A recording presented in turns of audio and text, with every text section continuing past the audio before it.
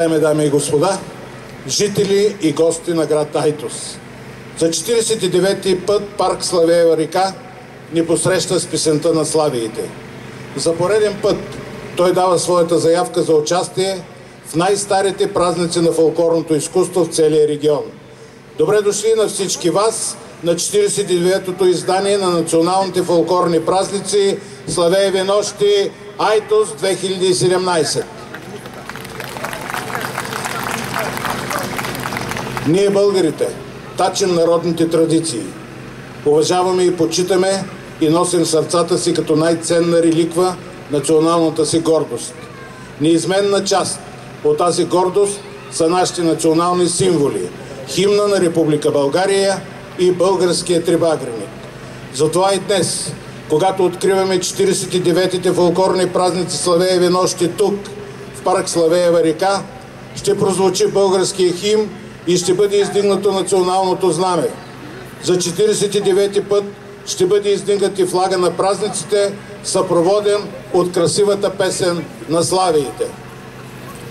Ритуал за издигане на националното знаме на Република България.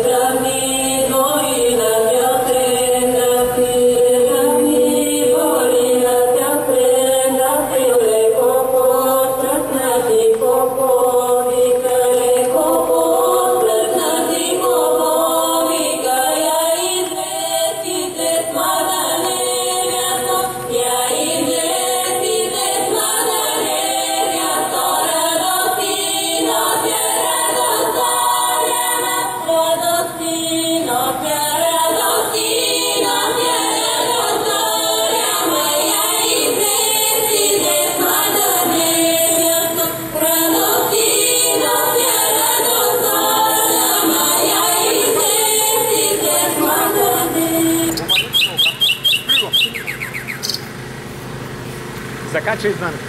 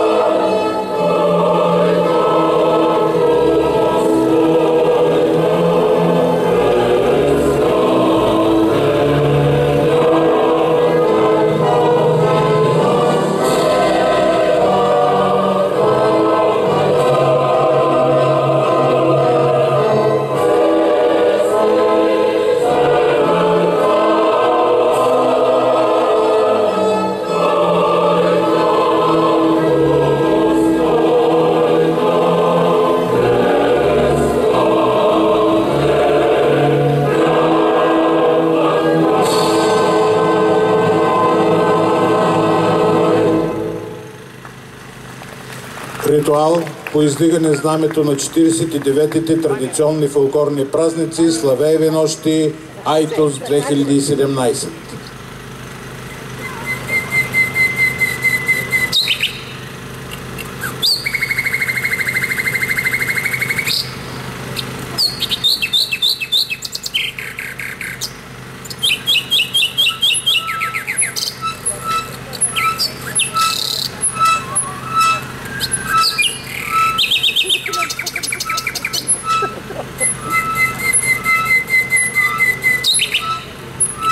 Ha ha ha.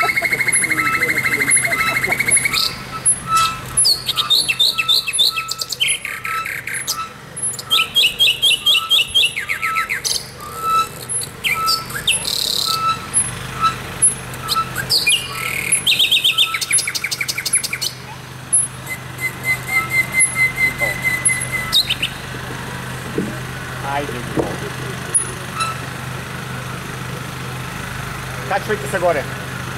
Качвай се горе. Българския фолклор. Палитра от багри и звуци, които днес живее, за да бъде пренесена в бъдещето. Това е посланието на дедите ни.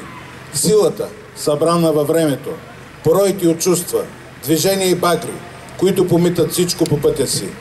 Танците ни, те са ни надминати по красота. Задъхания ритъм, огненият темперамент, невероятните движения са само част от магнетизма, с който те заразяват.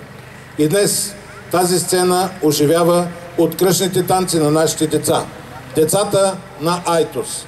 Защото със своя неподправен талант и любов към българския фолклор, те придават празничното настроение на всички около себе си. Танцова композиция Айтоска осуканица, хореография Ивелина Костадинова. Участват танцовите формации на Народно читалище Васил Левски 1869 и деца от детска градина Славейче. Художествени ръководители Ивелина Костадинова и Майя Христова. И състав за изворен фолклор при Народно читалище Васил Левски 1869 с ръководител Маргарита Петрова. Да ги посрещнем с аплодисменти на сцената.